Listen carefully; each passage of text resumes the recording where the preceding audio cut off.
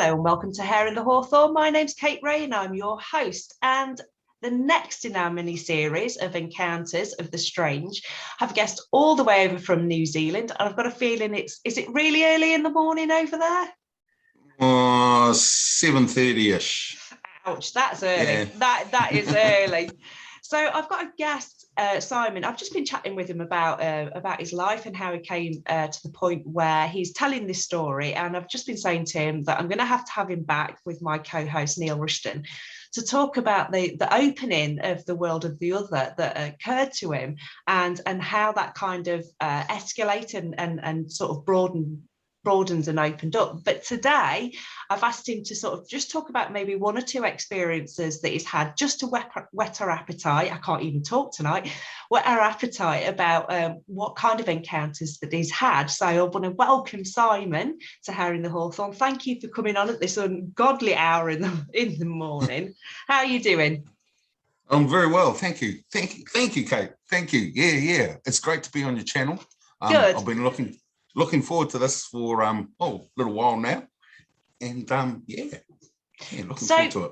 Fairies, we've just been saying about the world of fairies being one that it's always nice to meet somebody who knows it in a more rounded context than just your Tinkerbelly context. So from that, I'm kind of expecting your encounter to be a little more fairy real, as opposed to kind of fairy fluttery. So where do you want to start? Where do you want to start with your encounter? Well, I came over to ended up in Wales in a little place called Corus, and this was about 10 years ago now, and I had been working with a Māori medicine man for about 5 years over in New Zealand. So I had a few clues, and one day, not long after getting to Corus, we went down to a little lake about five minutes away, and I got the urge to recite this old Māori chant, which in effect opens up all the old schools. So it calls upon the old knowledge. And after I'd finished doing this and was sitting there, in my mind's eye, I get directed across the lake to this quite long hill, long and flattish, but naturally. And from then I'm aware I get flashed a picture of a sleeping giant, and I can see the effects that my chant has had on the giant. And as I'm being amazed at seeing this, the giant sits up. So I see the giant sit up, and then as the giant is standing up, I get flashed into the giant's eyes. And as he's standing up, there's about 50 giants throughout the length of Wales that are standing up too. So I'm kind of wow. And they start talking to me. I couldn't understand what they were saying, but the giant closest, the most eastern facing giant in the hills, was very upset about something, and kept on pointing over in the direction of London. So so I kind of follow that giant's intention, and I get led to the middle of London. For me, I've done a little bit of ley line work, but for me, there's a place where the ley lines cross that forms a double spinning, almost pyramidical kind of shape. I think it's called a Merkaba, is it? I'm not sure. Anyway, what the giant was upset about was that a group of humans had shut down one half of the Merkaba and were drawing off all the energy that would normally flow into the land, into all the beings of the land. And yes, they were most upset about that. Mm-hmm. So from my vantage point back at the lake, I remember going in and having a look at, in a far view sense, of Mm-hmm. how they'd managed to lock down one half of it. Mm-hmm. And as I was undoing the lock, this fella come running down the stairs, because he'd obviously felt that something was amiss. And boom, that's when I lost contact. Mm-hmm. Yeah. But for me, Chorus was a place that was quite full of Faery, obviously. Mm-hmm. Yeah. A couple of weeks after that, there's I can't remember the name of the mountain, but we got quite a good view of it. It was there were some local legends about it being one of Merlin's places that he would go. Mm-hmm. So it's Christmas morning and it had snowed, which for us here in New Zealand is awesome, because all our Christmas stuff is all snowy, and for us it's the middle of summer and barbecue season, you know. Yeah. So so I was quite stoked about that. Anyway, we went up to this place and facing the mountain, and suddenly I felt the urge to start toning. So I'm toning, and a full lungful. And then I go up a note and tone that, and then from the mountain it's like a spindle comes out, and I can see that each of my tonings adds to the spindle. Mm-hmm. So by the time I'd finished the 7 tones, it was like a spindle with 7 rings of energy around it, and and that was that opened up like the ley line system of Britain. Mm-hmm. About a week before that, I'd been to Liverpool, Mm-hmm. and as I was walking through Liverpool, when there's energy that is out of whack and that I pick up, I can plug down into the earth and put the aberrant energy down into it, and some of the beings under there will come and grab that and ameliorate it. Mm-hmm. Yeah. So I'm in Liverpool and I'm doing this, and I put the energy down, and there's nothing under there. There's no life. So back to the spindle, the grid, the network has opened up, and I get flashed down the lines to Liverpool.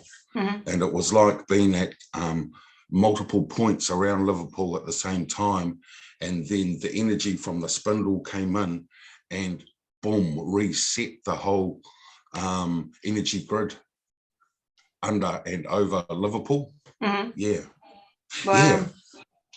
So that was a kind of chorus experience. Yeah. Definitely. I mean, there is concepts in that are just going to blow people away, and this is why I wanted to get you back, just to sort of clarify.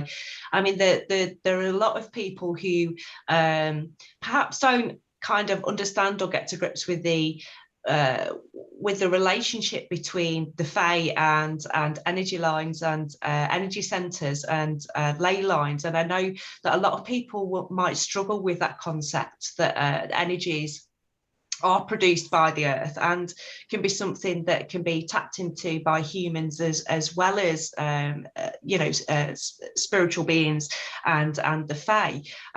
Massive concept. And let me take you back to the giant encounter, because we kind of whipped through a lot of things there. Yeah. So, I mean, this is another concept that people sometimes struggle with as well, that fairy, the word fairy just means the other, and we were saying about it encompassing this absolute huge spectrum of beings, and giants being one of them. That fairies aren't always diminutive; they come in all shapes and sizes, etc. Can I ask you, what kind of what kind of feeling did you get from the giant encounter? Was it a frightening one, an overwhelming one? What kind of feeling did you get? No, it was. I felt privileged actually to be able to be of service to those beings that have been there thousands and thousands of years, and had felt the ice being over them, and had yeah, and had also put up with human behavior for the last year. It wasn't scary. It was kind of more awesome than anything. I had heard about the Welsh Giants prior to that, reading something probably quite briefly, but then after that, trying to find any research, I went to the local library and to find any research on the Welsh Giants. No, nothing. For me, when the more kind of fairy encounter stuff that you do, the more kind of opens up to you. I think that a good initial relationship and intent helps a lot, because there's fairy that are willing to work with humans, and then there's fairy that don't want anything to do with us. And fair enough. Yes, definitely.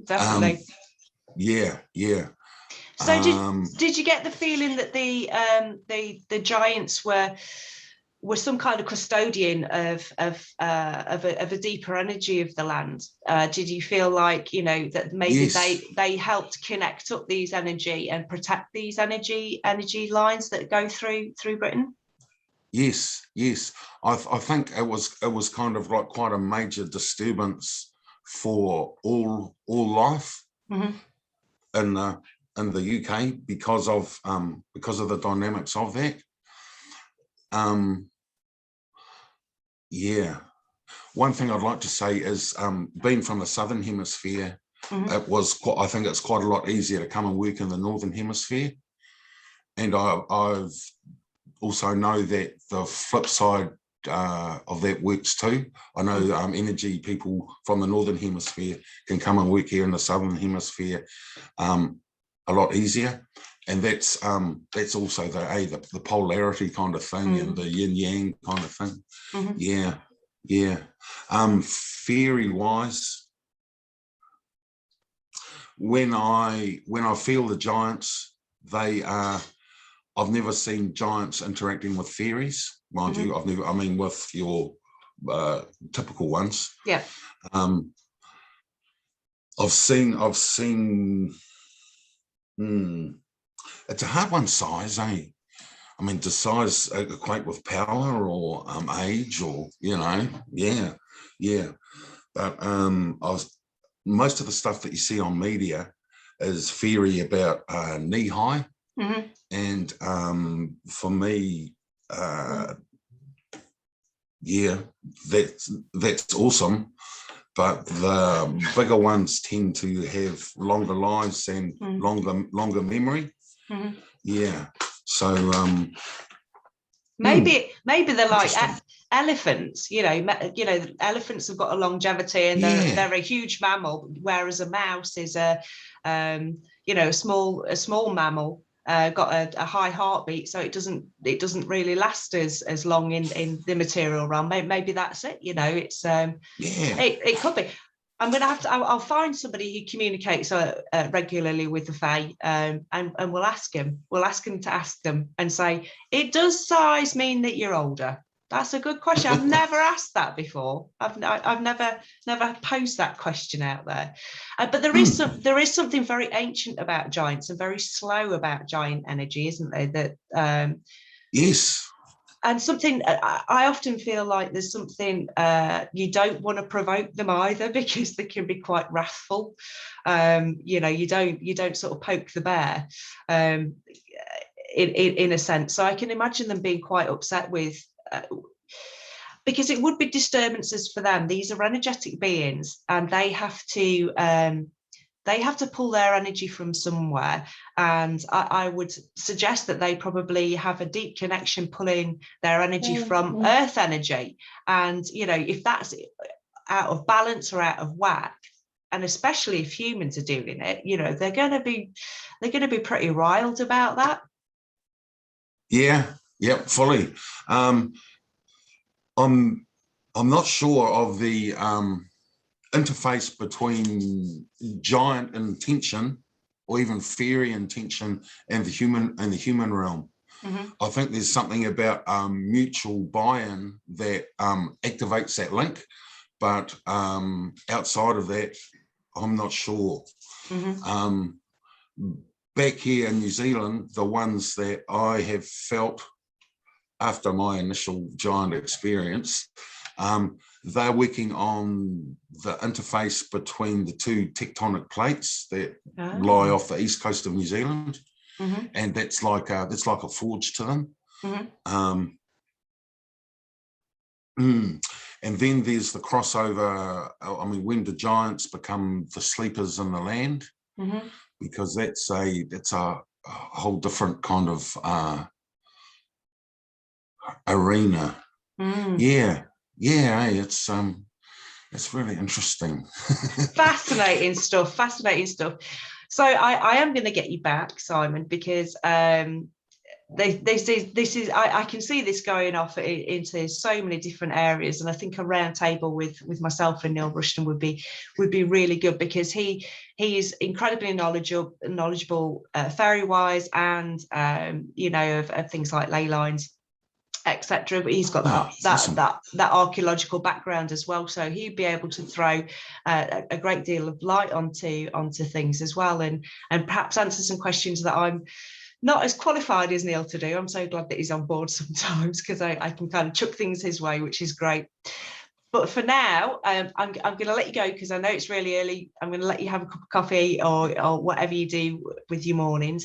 I will arrange a date later on in the year for you to come back and sit and have that round table discussion. But thank you so much for talking about that. I think you're the first giant story, which is great. I'm loving this, because this mini series, I expected people to come along and just say, you know, they saw an apparition or whatever. I've had the best range of weird things that have happened to people, you know, that have just been really, really interesting. You know, we've had shapeshifters and glittering orbs and fairy encounters and dryad encounters. It's amazing. So thank you so much for sharing that with us.